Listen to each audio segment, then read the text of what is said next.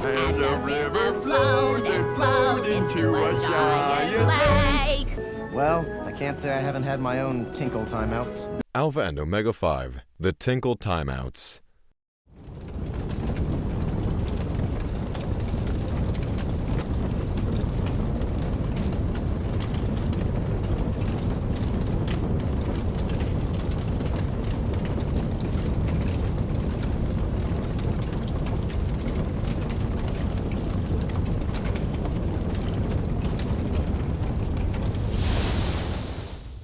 Before we get into the actual content you came here for, this episode is actually not sponsored by Raid Shadow Legends, a mediocre, endlessly grindy game with more advertisements than those elusive and sexy singles in your area, and riddled with enough microtransactions to make EA and my car dealership blush.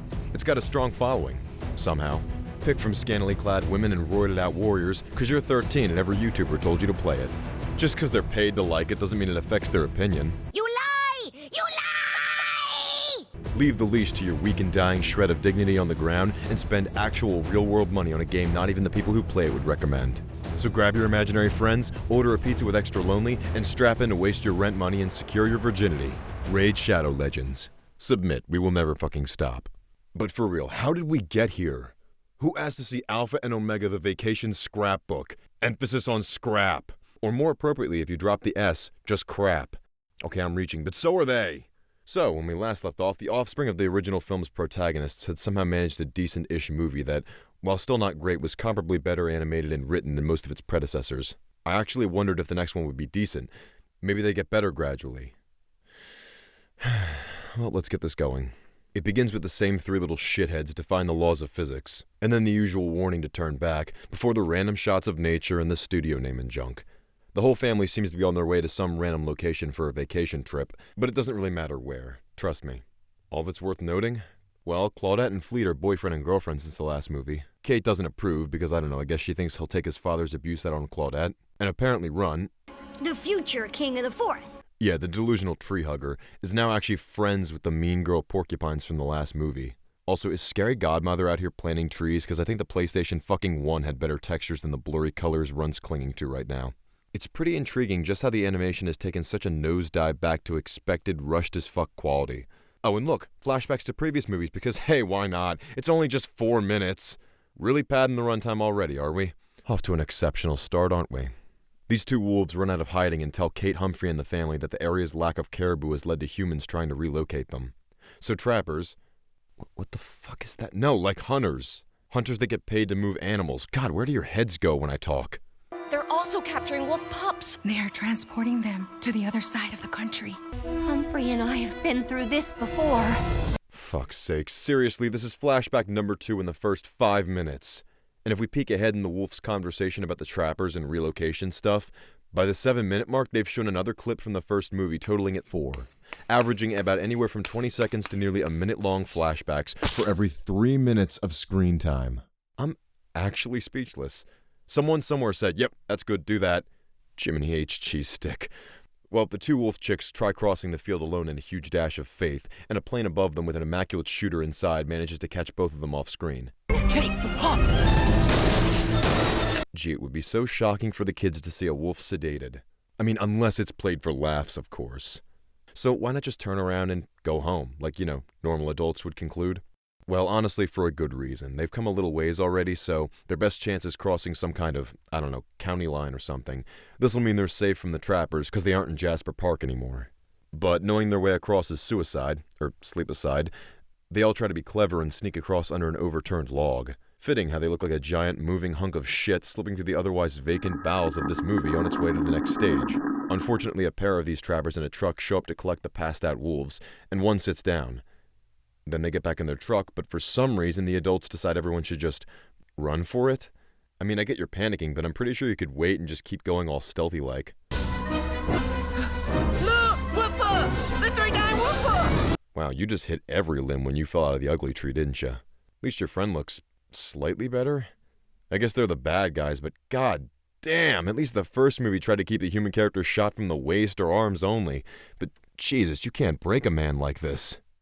They escape by fart clouding as a family to blind the trappers. Then they Tokyo drift and get the truck to spin out, and are off into the forest to hide from the determined creatures I'm going to charitably describe as humans. Patty and Marcel, who've been looking for the family to tell them, hey, don't go vacationing, your homeland is getting mass relocated, bump into another search party, though a few years younger. Marcel and Patty, the only two birds that don't bother me. Well, it's good to know somebody doesn't mind them. Also, Brent's gonna grow into that guy who thinks because he has bird friends he can't be racist, isn't he? No, honey, you can't date him. Hello, he's a bird. The neighbors are gonna talk. Fleet wants to assure Claudette is safe. Brent and Agnes are looking for their bro Stinky because... bromance? I guess, whatever. And then the two mean girl porcupines from the last movie show up, stirring shit a little before they reveal that they're looking for their king. Yeah, I guess these two prickly bitches represent the whole forest where they live, because they've declared Runt their king and they need to find him. We are here to help Runt, and he is our king of Shadow Forest. Oh god, is that what his mom meant? Wait a minute. Watch this earlier scene. Runt constantly hugging Frida and Fran, the porcupines? Wait, that's why I'm always pulling needles out of you? And they call him their king. I don't know whether to be super, super proud of this boy or worried about him. Yeah, that's really normal. Well, since everyone needs to find one of the kids, and Marcel and Patty need to find the whole group, including the parents, it looks like we have the perfect reason to have everyone back in this movie. This is a family vacation. Yeah, not anymore, bitch. Burn the map, stow the portable camera, and down some wine. Or fermented berries. I don't know what the fucking wolves do. This just turned into babysitting real quick. Back with Kate and Humphrey and their three abominations, everyone took a page out of Runt's book and has taken refuge hiding in a tree for a bit. Gee, well, there goes what made his character at all unique. I guess given the right motivation, anyone can do it. You know, except earlier when a few inches was too much to conquer for poor malformed Claudette. Oops. This is where they might as well waste once again another minute or two with a flashback from the first movie, this time showing how Humphrey was stuck in a tree for a few seconds before falling on Kate and Garth. But as time goes on, the hunters actually do find them, and Humphrey actually does something a little surprising. This Omega plays alpha and actually bites one of the guys, while Kate and the pups head for the hills. Right as he starts having trouble keeping from getting shot, the other juniors and the porcupines show up to help Humphrey escape. So with the groups united, Fleet and Claudette get lovey, the two massive cunts of the court find their king, and... Friend, my best bro! Agnes, my homegirl! Dear Lord, how did you make it look like they're running in place on a blue screen in animation? I'm sure the techniques are similar, but come on, they're in the scene. These poor underpaid animators must be trying to sabotage even a baby's ability to stay engaged at all at this point. They keep running into nightfall and decide to catch the same train as in the first and second movie, because we haven't reused enough yet, but they missed it earlier, and this time the hunters are right on their asses. With Marcel and Patty's only useful act in all the movies, the group manages to narrowly escape, by all leaping across and landing in the not-as-large-as-you-think door of the same cart from the first movie. Gee, I wonder where this is going. More reminiscing? More flashbacks? Before we get there, though, I want to just clarify something. Visiting and reminiscing the sites of the first movie would have been an okay subplot for a family-oriented vacation story. Really, it wasn't doomed.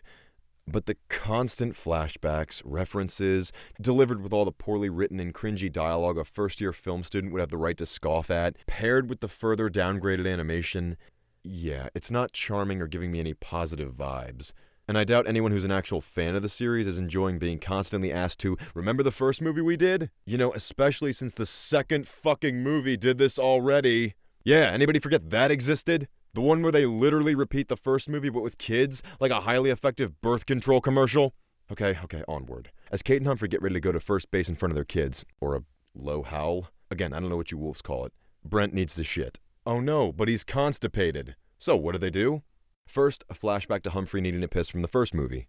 Not the flashback I expected, I'll be honest. Then they all need to help Brent void his little bear bowels. There was a little stream who fled into a river. Come on, let's help him. There was a little stream who fled into a river. No. I think I want to go. Yep, I'm done. I think the review's over. We're done. Hello? Yo, I'm watching right now. You ain't leaving. It's just getting good. Soft? Yeah, right now I'm soft because somebody wanted to turn off the movie and turn off his audience. Look, it's getting weird. Wait, I'm still filming. How are you watching me? Look, man, you took quite a break for a month or two there. Don't you think you owe some people this? Finish the damn movie. Wait, you never answered my... fuck it. No. How fitting, because this movie is a huge, loud, sloppy BM. Well, after Brent's tickle timeout, which I will need to gargle paint thinner to wash the taste of that word out of my mouth. The group hops off the train, but lo and behold, the fucking trappers followed the train? I mean, guys, there's wolves other places. You're seriously still after them? I mean, you could have captured so many more by now, I'm just saying. Plus, your only crates are filled with 2 adult wolves. I don't know where you think you're gonna put them all. Whatever, they make their way onward and stop because they smell moose and they're hungry. No, they don't butcher anything on screen. Humphrey doesn't like moose. Can you guess why? Of course, why not? We watched Humphrey and Brent pee and or shit in the same movie. Let's use the clip of Humphrey running into a moose's ass crack to really make the audience regret buying this waste of fucking plastic. Hey, if it works, it works. I mean, pads the runtime, right? I had to go into counseling. Oh, hi. Wait, it wasn't you, was it? Oh my gosh, it was. Well, years of therapy ruined for a cheap joke. Laugh it up now, you miserable little punk. Laugh! Anyhow, they run into a plane, but they get over to a road where they can't be shot at because, you know, people drive by there.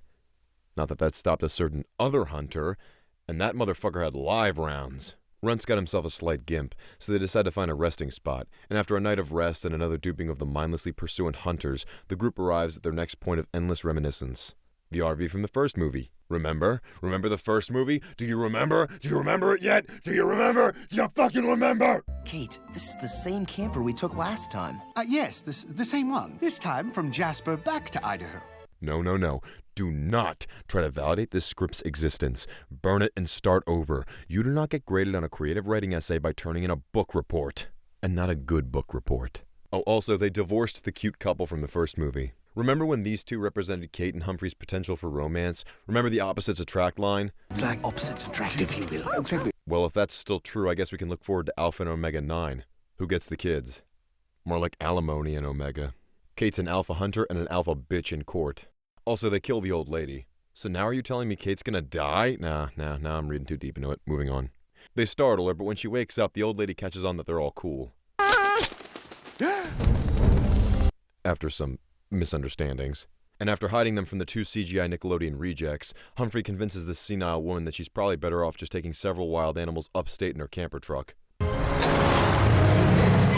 So you saw some dog food bowls earlier and thought this crazy old broad took the animals with her? I want to be mad, but you were right. But guys, again, you're just wasting literal days of time. And it feels like days, don't you worry, movie. I feel every second you squeeze out of my life. Every minute of editing, the words I'm speaking right now, I feel the life draining from my very body. God, this might be the air bubble in the tube of movies. Sure, the others were hard and painful, but the most boring and non-threatening of them all might just be what kills me. Also, bro, you're about to ram this woman off the road, possibly kill her and the desired animals, while possibly injuring your already captured wolf sisters and yourself. You guys aren't just not bright, you suck the light out of the room when you walk in.